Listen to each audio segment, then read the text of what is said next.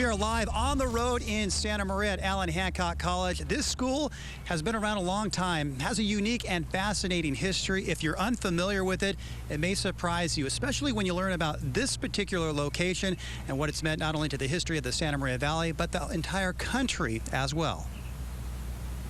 Allan Hancock College, today a sprawling, modern, diverse campus, much different from its opening nearly a century ago. We started in 1920 at the Santa Maria High School, and we were the junior college. Enrollment was but a tiny fraction of the 20,000 students that now attend annually. In 1920, I think the graduating class had about 30 people.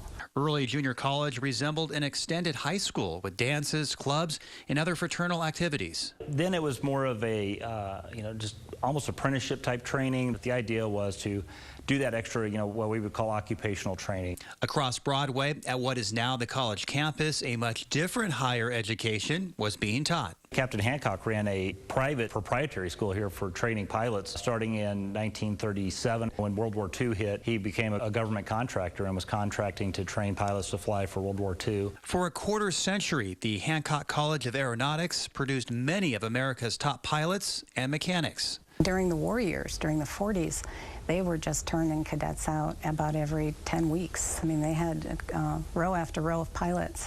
After the war, the site continued as the USC School of Aeronautics, and then eventually the new home of the junior college. The college moved here in the 1950s and the late 50s, still using space from buildings on the airfield. With the move, the school also changed its name to honor this man, Allan Hancock, whose immeasurable impact went far beyond the Central Coast. Captain Hancock sold this property to the district for a very small sum. It was nominal fee. That really became the impetus for how we end up here. Soon after, the college began to grow in both size and scope.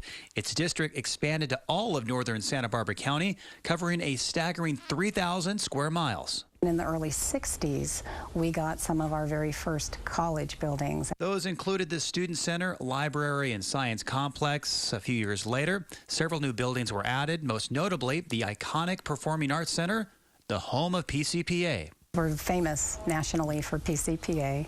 We are the only conservatory theater in a community college. Through the years, Hancock also developed a reputation for its excellence in several other programs. We're training welders and nurses and police officers and firefighters and all of the things that this community needs to be successful. Now in its 95th year, this college is gleaming with several new buildings and facilities paid through the Measure I bond that passed in 2006.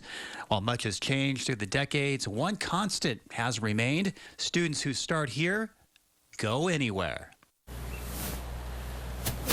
Now, looking into the future, Dr. Walters, who we just heard from there, is hoping to establish a university center where the school here can team up with perhaps a UC or a CSU school and offer a four-year degree. That's something very much needed here in Santa Maria.